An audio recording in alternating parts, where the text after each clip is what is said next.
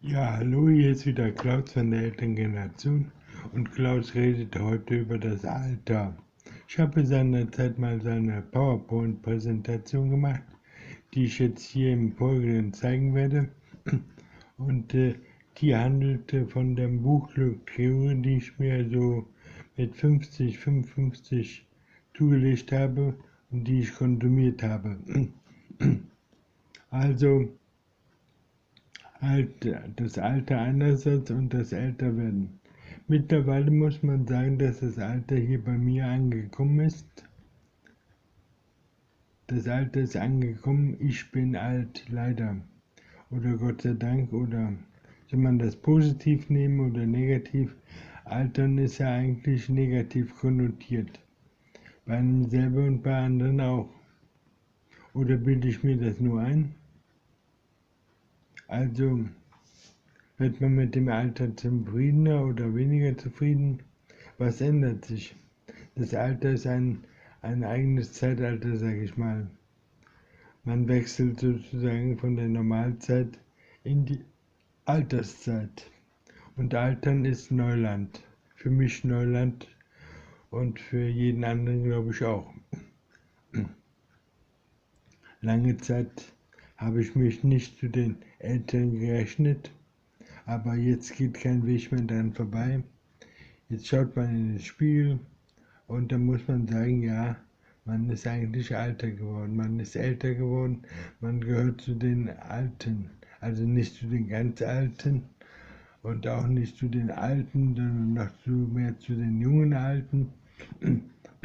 Aber das Alter ist da.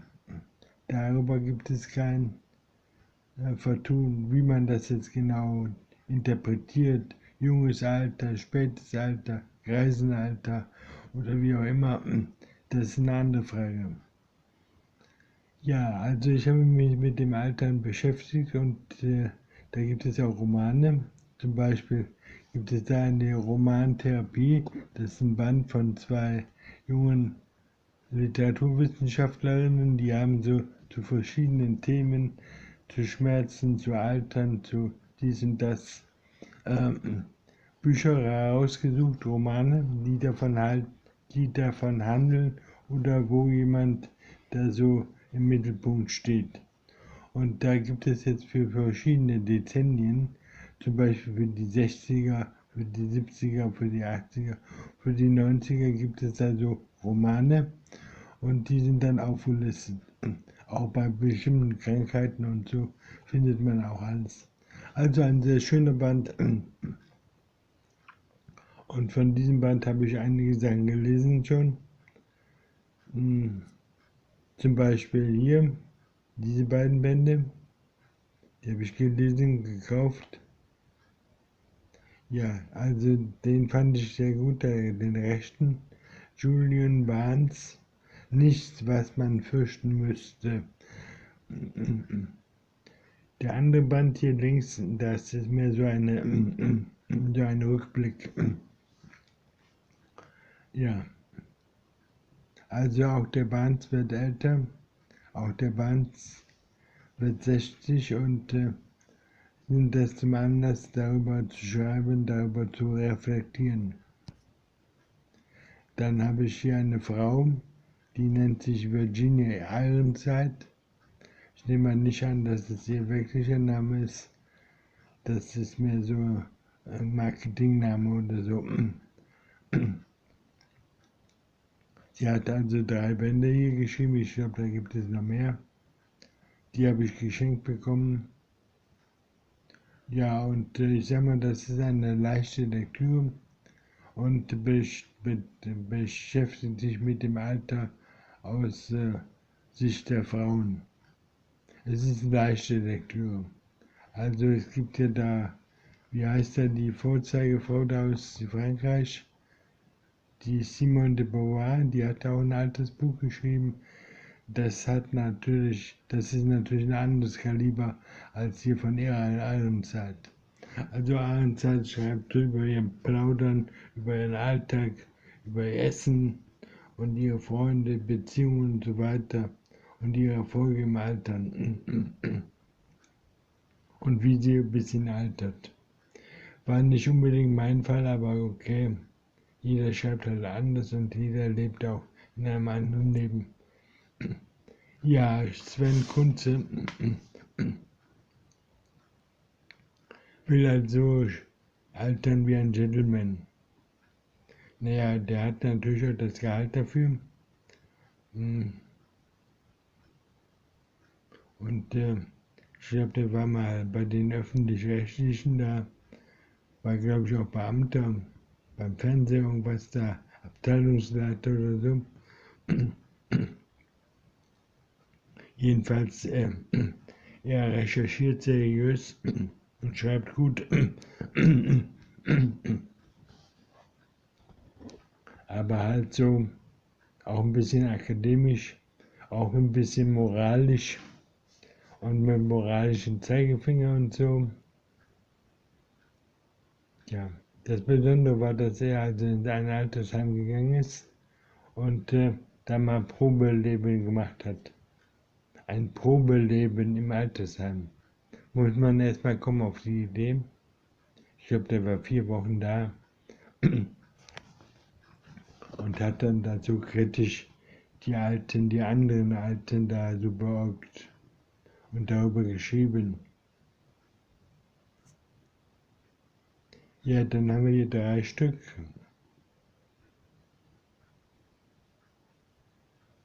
Ja, an den ersten Band hier links ist es wahre Leidenschaft oder nur erhöhter Blutdruck? Da kann ich mich nicht mehr daran erinnern. Ja, das vernetzte Gehirn. Ja, der Dürr, also der vergleicht sich mit Cato und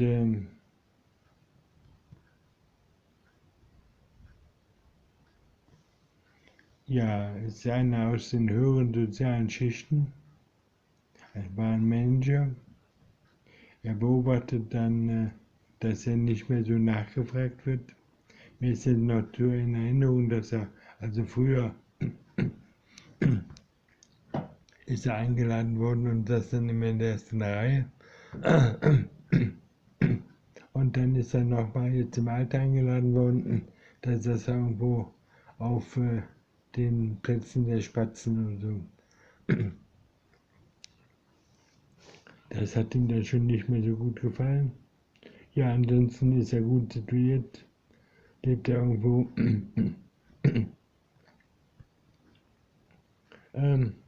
auf der Insel der Wohlhabenden, irgendwo in der Schweiz, mit Wasser und so allem dabei, großem Anwesen.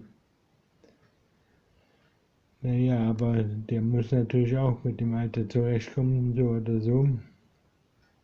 Und naja, ist auch mal eine interessante Perspektive auf das Alter, wie andere Leute altern. Altern ist ja sehr vielseitig, sagt man.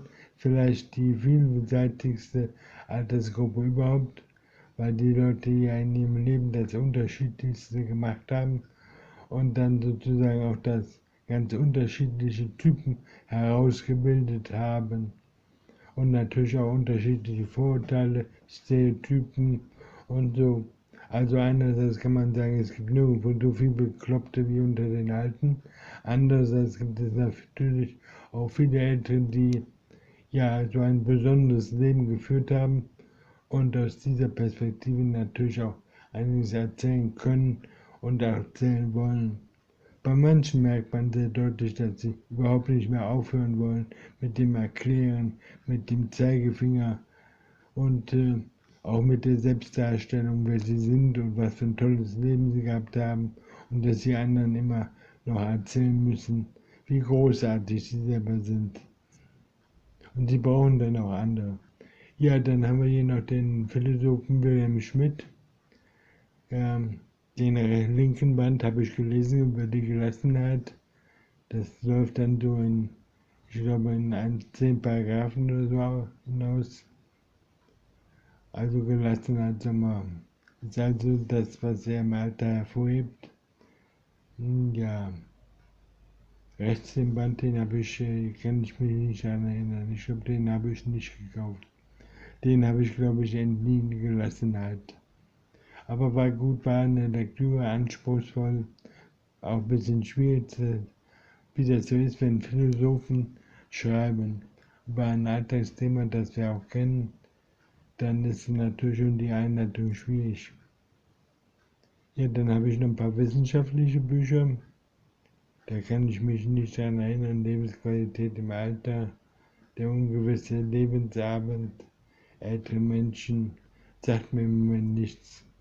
Dann habe ich hier eine Dissertation, die nennt sich also das Altern, die subversive leibliche Intensität des nicht zu bewältigenden in der Subjektive von Emil Levinas. Sagt mir nichts, kann ich nicht mehr aussprechen. Ja, wer ist Levinas? Emanuel Levinas. Da muss ich jetzt mal recherchieren, wer das war. Und den habe ich irgendwie für wie bin ich aufgekommen? Aus dem Internet, glaube ich, habe ich das mir geholt und ja, die, die subversive leibliche Intensität des nicht zu bewältigenden. Was will er uns damit sagen? Also hier fängt praktisch der Anfang von Ödipus und so weiter. Ich muss den Band nochmal besorgen, mal sehen, ob ich ihn habe. Kann ich vielleicht ein bisschen mehr dazu erzählen. Ja, dann haben wir hier noch 2 Bände. 2 Frauen. Ich weiß nicht mehr, kann mich nicht mehr erinnern. Zu lange her.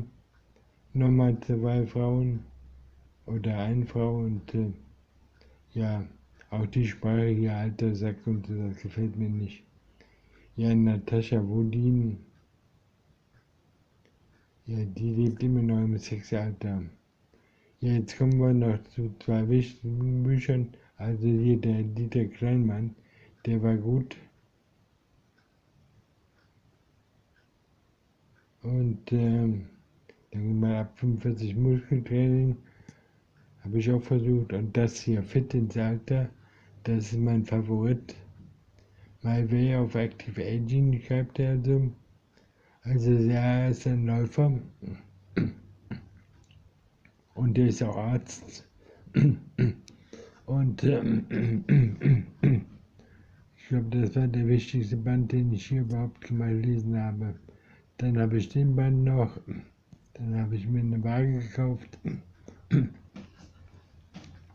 Ja, das sind wichtige Essenstüten.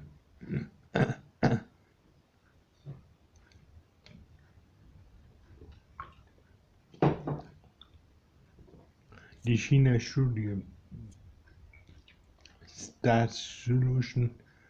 Ja, auch nicht. Gesundheitsbücher. Ja, alle 3 sehr gut hier. Also,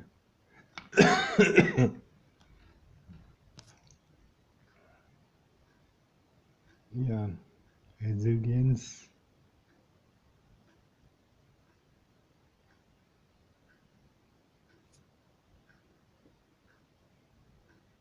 Hatten wir, glaube ich, schon. Ja, das ist nochmal von dem Band. Das habe ich angefertigt hier. Eine Folie. Fit ins Alter. Also, gesund ist jedes Biosystem, welches Störungen auszugleichen vermag. Das ist eine Definition, die R. Bachel also an den Anfang stellt. Und ja, eigentlich mein Favorit. Und die Schutzfaktorenkombination bietet er an, also Ausdauertraining, Muskeltraining und Koordinations- und Beweglichkeitstraining. Das Ziel sei, möglichst gesund zu sterben. Ja, das macht uns ja schon mal Mut, oder? Gehen wir mal ein bisschen rüber hier. Dann hat er die Alterstheorien.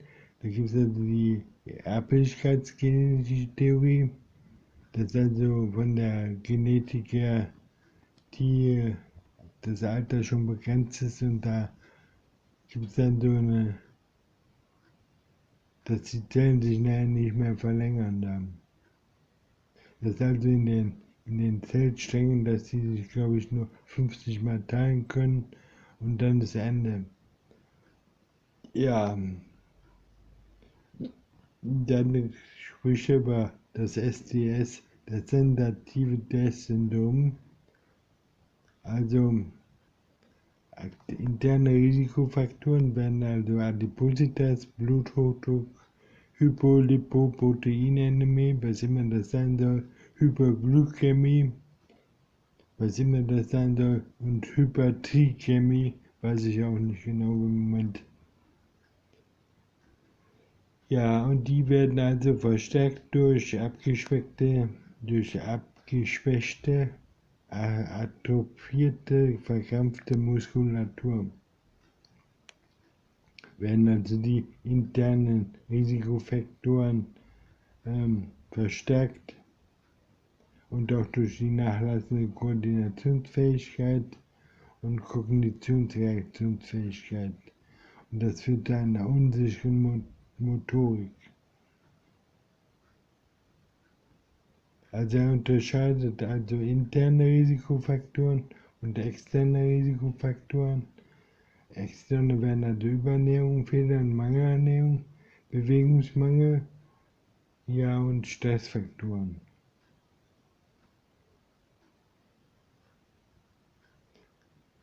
Das führt zu psychischen Veränderungen, Depressionen und das in der Mitte, das wird dann verstärkt und das führt zu Gebrechlichkeit.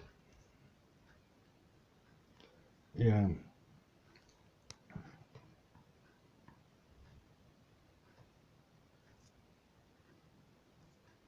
Und was können wir dagegen tun? Er sagt, My Way of Active Aging, Bewegung, bewegter Alltag, Active Aging mit Sport und Training mit Training fit ins Alter. Dann schreibt er hier vom Kreislauf der Inaktivität. Mein zunehmendes Alter führt also zu einer abnehmenden körperlichen Aktivität, kann ich bestätigen, und die abnehmende körperliche und damit auch zu abnehmenden körperlichen Fähigkeiten und die Belastbarkeit dessen nach. Auch klar, man fühlt sich alt, also sich alt fühlen und alt leben. Also man fühlt sich alt dadurch und man lebt dann auch wie ein Alter. Das heißt, man geht kaum noch raus, sitzt vor dem Fernseher und man wird dadurch noch weniger aktiv. Und die weitere Reduzierung der körperlichen Aktivität erfolgt dadurch und der Leistungsabfall und dann wird man noch älter. Ja, gut. Was haben wir hier? 10 Ziele für ein gesundes Altern, Körpergewicht, BMI, Fettabbau an Bauch und Hüften, ja. Leichter gesagt als getan. Ernährung, Kohlenhydrate, angepasste, fettbilanzierte, ballaststoffreich und reich an Vitaminen und Mineralien. Ja, das schaffe ich so gerade.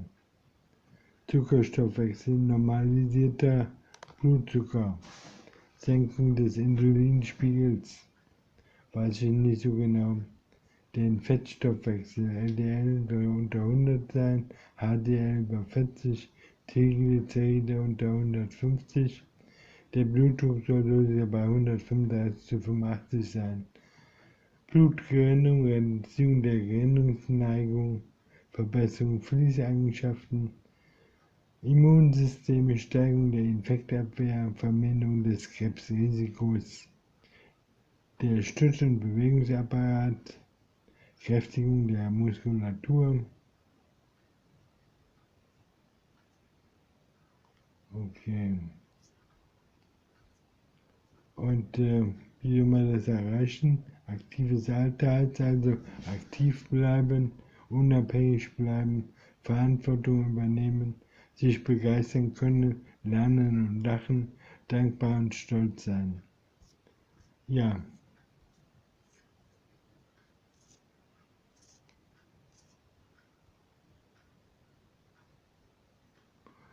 gut, das war also das dazu. Und das war, glaube ich, die letzte Folie jetzt, ne? Ja. Okay, Leute, das war also mein Durchgang hier. Und damit bin ich am Ende. Und dann sage ich mal Tschüss.